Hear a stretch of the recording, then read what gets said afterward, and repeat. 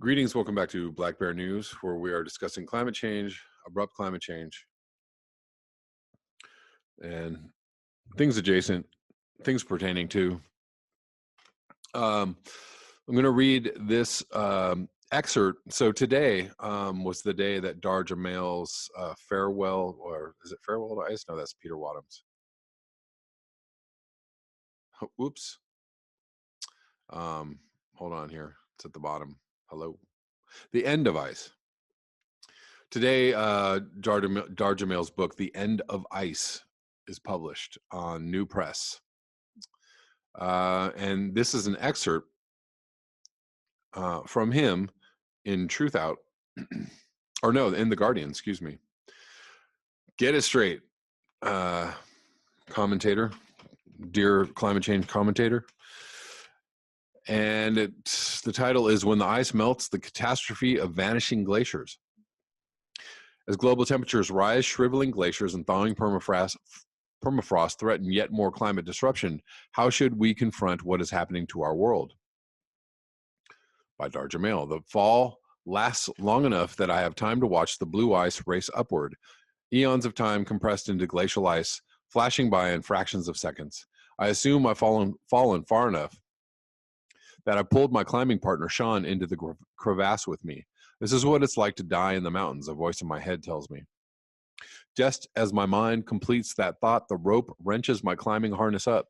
I bounce languidly up and down as the dynamic physics inherent in the rope play themselves out. Somehow Sean has checked my fall while still on the surface of the glacier. I brush the snow and chunks of ice from my hair, arms, and chest and pull down the sleeves of my shirt. Finding my glacier glasses hanging from the pocket of my climbing bib, I tuck them away. I check myself for injuries and, incredibly, find none. Assessing my situation, I find that there's no ice shelf nearby to ease the tension from the rope, so Sean will not be able to begin setting up a pulley system to extract me. I look down, nothing but blackness. I look at the wall of blue ice directly in front of me, take a deep breath, and peer up at the tiny hole I made when I fell through the snow bridge spanning the crevasse. The same bridge Sean had crossed without incident as we made our way up Alaska's Matanuska Glacier toward Mount Marcus Baker in the Chugach Range. You get to look down one more time, then that's it, I tell myself out loud. Again, there's only the black void yawning beneath me, swallowing everything, even sound. My stomach clenches. I remind myself to breathe. Sean, are you okay? I yell as I clamp my mechanical ascenders to the rope in preparation to climb up. Yeah, I'm all right, but I'm right on the edge, he calls back. I can't set up an anchor, so we're just going to have to wait for other guys to catch up. Time passes. The onset of hypothermia means I can't control my body from periodically shaking. To ignore my fear of dying, I gaze meditatively at the ice a few feet in front of me as I dangle. Miniature air pockets found in the whiter ice near the top of the glacier have long since been compressed, producing the mesmerizing beauty of centuries-old turquoise ice.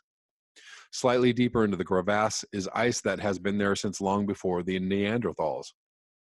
I hang, suspended in silence, mindful not to move for fear of dislodging Sean. Giving my full attention to the ice immediately within my vision, I focus on how the gently refracting light from above seems to penetrate and reflect off the perfectly smooth wall. Staring into it, the blue seems infinite. Despite the danger of my situation, the glacier's beauty calms me. Eventually, our two other teammates arrive and work to extract Sean from his perch just 6 inches from the edge of the crevasse. The three of them set up a three-way pulley system. Laboriously, my teammates begin to haul me up, inches at a time, out of what nearly became my tomb. I continue to focus on the delicately shifting shades of blue in the ice as I draw closer to the surface. My teammates pull me up to the lip of the crevasse. I repeatedly plunge the pick of my ice axe into the snow and haul myself out, never before as grateful for being on top of a glacier. I stand and gaze up at the mountain to the west, behind which the sun has just set. Snow plumes stream off one of its ridges, turned into red ribbons by the setting sun. Snowflakes flicker as they float into space. As relief floods my shivering body, I roar in gratitude. utterly overwhelmed by being alive and surrounded by the beauty of the mountain world. I hug each of my 3 climbing partners. Now that I am safe, it sinks in just how close to death I've been. That was April 22nd, 2003, Earth Day. In hindsight, I believe the emotion I felt then stemmed in part from something else, a deeper consciousness that the ice I had seen was vanishing. 7 years of climbing in Alaska had provided me with a front row seat from which I could witness the dramatic impact of human-caused climate disruption. Each year, we found that the toe of the glacier had shriveled further. Each year, for the annual early season ice climbing festival on this glacier, we found ourselves hiking further up the crusty frozen mud left behind by its rapidly retreating terminus. Each year, the parking lot was moved closer to the glacier, only to be left farther away as the ice withdrew. Even sections of Denali, the highest mountain in North America, which stands more than 20,000 feet tall and is roughly 250 miles from the Arctic Circle, had already undergone startling changes in 2003. The ice of its glaciers was disappearing quickly. Our planet is rapidly changing, and what we are witnessing is unlike anything that has occurred in human or even geological history. The heat-trapping nature of CO2 and methane, both greenhouse gases, has been scientific fact for decades, and according to NASA, no question that increased levels of greenhouse gases must cause the Earth to warm in response. Evidence shows that greenhouse gas emissions are causing the Earth to warm 10 times faster than it should, and ramifications of this are being felt, quite literally, throughout the entire biosphere. Oceans are warming at unprecedented rates. Droughts and wildfires of increasing severity and frequency are altering forests around the globe. And the Earth's cryosphere, the parts of the Earth so cold that the water is frozen into ice or snow, is melting at an ever-accelerating rate. The subsea permafrost in the Arctic is thawing, and we could experience a methane burp of previously trapped gas at any moment, causing the equivalent of several times the total amount of CO2 humans have admitted to be released into the atmosphere. The result would be catastrophic. Climate disruptions also bring with it extreme weather, such as hurricanes and floods. For instance, a warmer atmosphere holds more moisture, leading to an increase in the frequency of severe major rain events, such as Hurricane Harvey over Houston in summer 2017, which dropped so much rain that the weight of the water actually caused the Earth's crust to sink by 2 centimeters. Earth has not seen current atmospheric CO2 levels since the Pliocene epoch, some 3 million years ago. 3/4 of that CO2 will still be here in 500 years. It takes a decade to experience the full warming effect of CO2 emissions. Even if we stopped all greenhouse gas emissions, it would take another 25,000 years for most of what is currently in the atmosphere to be absorbed into the oceans. Climate disruption is progressing faster than ever and faster than predicted. 17 of the 18 hottest years ever recorded have occurred since 2001. The distress signals from our overheated planet are all around us, with reports, studies, and warnings increasing daily. Worst case prediction made by the Intergovernmental Panel on Climate Change about the rise in temperatures, extreme weather, sea levels, and CO2 levels in the atmosphere have fallen short of reality. Countless glaciers, rivers, lakes, forests, and species are already vanishing at a pace never seen before. And all of this from increasing the global mean temperature by only 1°C, above the pre-industrial baseline. Some scientists predict it could rise as much as 10°C by 2100. A study led by James Hansen, the former director of NASA's Goddard Institute for Space Studies, warned that the rise we have seen so far has already caused unstoppable melting in both the Antarctic and Greenland ice sheets. Mountaineering in today's climate-disrupted world is vastly different. A vastly different endeavor from what it used to be. Glaciers are vanishing before our eyes, having shrunk to the lowest levels ever recorded, and are now melting faster than ever. 70% of the glaciers in Western Canada are projected to be gone by 2100. Montana's Glacier National Park will most likely not have any active glaciers by 2030. Glacier National Park will most likely not have any active glaciers by 2030. The Matanuska Glacier's ancient ice is already rapidly vanishing. Dramatic changes are occurring even in the planet's highest and coldest places.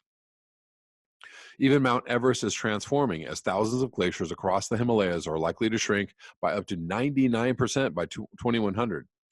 A child born today will see an Everest largely free of glaciers within their lifetime. And that means most likely water wars for India and China. I lived in Alaska for a decade beginning in 1996 and spent time on the glaciers there. As early as the late 90s, large portions of the holiday season would go by in Anchorage without any snow on the ground. The waterfalls that my climbing friends and I had used for ice climbing barely froze some winters. And we could see the glaciers that we used to traverse to access peaks shrinking from year to year. In Nepal, the sacred mountain Machapuchare Machapuchare rises abruptly on the eastern boundary of the Annapurna Sanctuary. As a child, I came across a photograph of this peak in a geography textbook and was immediately captivated by its majesty. Shaped like a fish's tail, the knife-edged ridge that forms its summit is a seemingly paper-thin line of rock that drops precipitously on either side, causing the apex of the peak, which is nearly half a mile higher than the top of Denali, to be one of the more dramatic summits anywhere. It is a masterpiece of nature. When I was 10 years old, I saw the Rocky Mountains of Colorado for the first time, their silhouettes against the setting sun, and I was awestruck. Years later, I traveled to Alaska and drove a short way into Denali National Park and Preserve. When the afternoon clouds parted to reveal the majesty of Denali Summit, my first inclination was to bow in wonderment. A year after that, I moved to Alaska and began training myself in the mountaineering skills. In the mountaineering skills I needed to access the sanctuaries that stand far from the violence, speed, and greed of society. John Muir, the Scottish-American naturalist, author, philosopher, and early wilderness preservation advocate, captured my feelings precisely. I am losing precious days. I am degenerating into a machine for making money. I am learning nothing in this trivial world of men. I must break away and get into the mountains to learn the news. A glacier is essentially suspended energy, suspended force. It is, in a sense, life frozen in time. But now they are themselves running out of time. The planet's ecosystem, pushed far beyond their capacity to adapt to human-generated traumas and stresses, are in a state of freefall. Just as I watched hundreds of years of time compressed into glacial ice flash before my eyes in a matter of seconds as I fell into the crevasse, swaths of the natural world are, in the blink of a geological eye, falling into oblivion. Modern life has compressed time and space. You can traverse the globe in a matter of hours or gain information in nanoseconds. The price for this, along with everything we want on demand all the time, is a total disconnection from the planet that sustains our lives. I venture into the wilds and into the mountains in large part to allow space and time to stretch themselves back to what they were. The frenetic pace of contemporary life is having a devastating impact on this planet. Humans have transformed more than half the ice-free land on Earth. We have changed the composition of the atmosphere and the chemistry of the oceans from which we came. We now use more than half the planet's readily accessible freshwater runoff, and the majority of the world's major rivers have been either dammed or diverted. As a species, we now hang over the abyss of a geoengineered future we have created for ourselves. At our insistence, our voracious appetite is consuming nature itself. We have refused to heed the warnings that Earth has been sending, and there is no rescue team on the way. At the end of July 2017, I flew to Alaska's northern shore. A couple of days after my arrival, I took a morning walk along the Arctic Ocean. The only thing that was a constant was the shore beneath my boots and the crunching sound of the tiny stones as I walked. Up here, only 1,300 miles from the North Pole, the sun never sets in summer, and time stretches until it loses its meaning. Yuktvik, formerly known as Barrow, one of the several ancient villages in the area, is the northernmost incorporated point in the U.S. The indigenous people here, the Inupiat, I'm messing that up, Inupiat, have learned to live on the edge of the tundra and the seas with the whales and the birds and the ice flows. I met 55-year-old Marvin Kanayurak, who was born and raised here, as were his parents. He's a whaler and volunteers doing rescues. He tells me how there used to be pressure ridges in the sea ice, formed when two ice floes are forced together during the winter that were 50 or even 60 feet high, but now they are lucky to find any even 20 feet tall. Heading out across the ice to find open water in the spring used to take them 2 weeks of plodding and making a trail.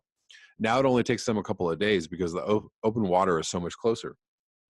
Kanayurak told me that he was a volunteer grave digger. The permafrost used to be 10 to 12 inches below the surface, so it would take 3 days of chipping with an ice pick to dig a grave.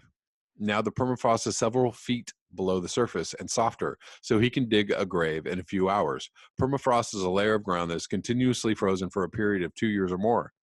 It contains dead plants that absorbed CO2 from the atmosphere centuries ago and then froze before decomposing.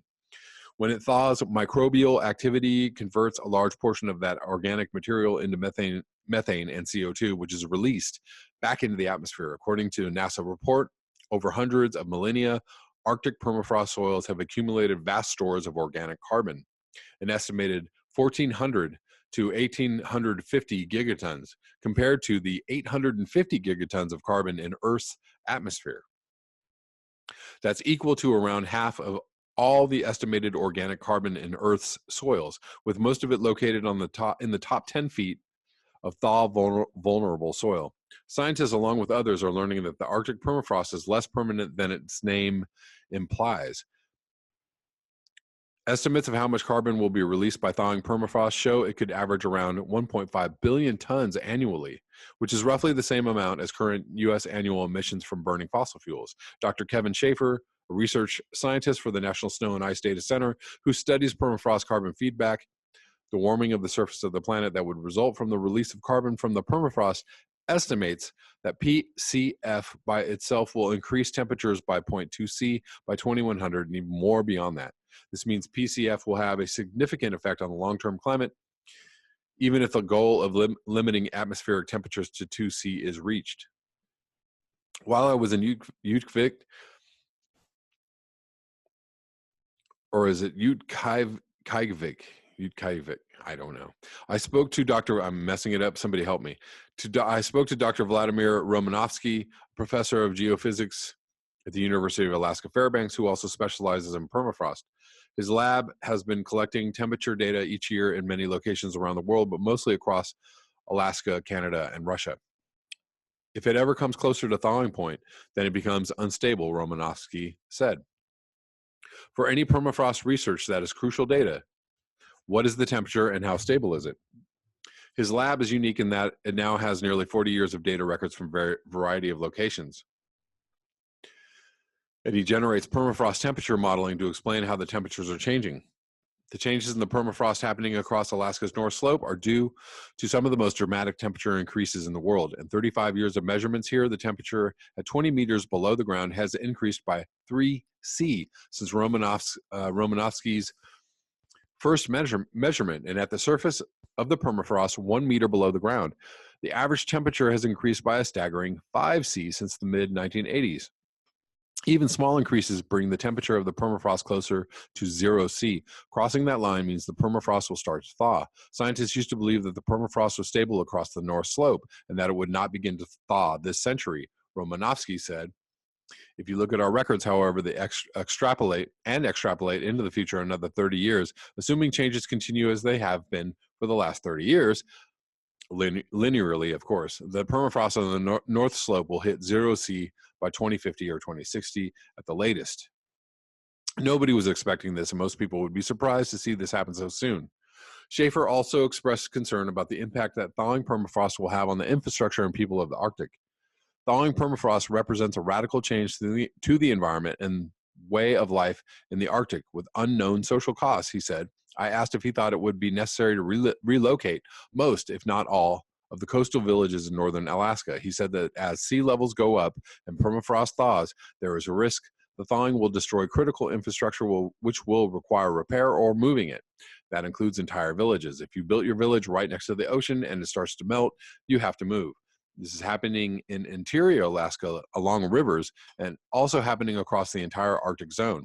Roads, railroads, oil, and gas infrastructure, airports, seaports, all these things were built across the Arctic on the assumption that the permafrost would stay frozen. When it is frozen, it is solid, but it thaws out and turns to mud, so it's easy to see this causing a lot of damage to infrastructure, Schaefer said. We are almost nearing the end, guys. Hang in there.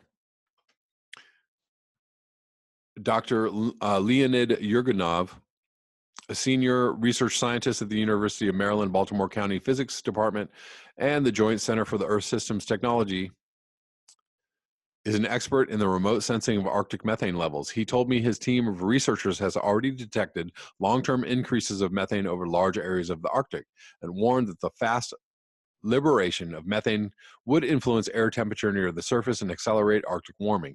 The difference in temperatures between the poles and the equator drives our air currents from west to east. If this difference diminishes, the west to east air transport becomes slower, north to south air currents become stronger. This results in frequent changes in weather in mid-latitudes. It would change the climate, he says, everywhere in the world. 2 days after leaving Yukvik, I flew from Anchorage to Seattle on my way home. 45 minutes before we landed, while flying at 35,000 feet, the plane entered a cloud of brownish gray smoke rising from the 146 wildfires scorching British Columbia beneath us. At that point, they had burned more than 600,000 acres and forced 7,000 people from their homes. We descended into the brown cloud until we landed in Seattle, which was also enveloped in smoke. A couple of days later, a leaked draft report from U.S. scientists across 13 federal agencies warned of a worst-case scenario of 18 Fahrenheit warming over the Arctic between 2071 and 2100. The report also noted that the Arctic was losing more than 3.5% of its sea ice coverage every decade, that the extent of the September sea ice had declined more than 10% per decade, that the land ice was disappearing at an increasingly rapid rate, and that the severity of the winter storms was increasing because of warming temperatures. The grim news seemed endless. The snow-free season on Alaska's North Slope is lengthening. The year 2016 experienced the longest snow-free season in 115 years of record-keeping, roughly 45% longer than the average snow-free period over the previous 4 decades. The October temperature at Yukvik increased by a staggering 7.2 C between 1979 and 2012. That's amazing. The October temperature increased by a staggering 7.2 C. We are already facing mass extinction. There is no removing the heat we have introduced into the ocean, nor the 40 billion tons of CO2 we pump into the atmosphere every single year. There may be no changing what is happening, and far worse things are coming. How then shall we meet this? Like so many people, I've wondered what to do at this time. Each of us now find our own honest, natural response to the conditions that we have brought upon ourselves.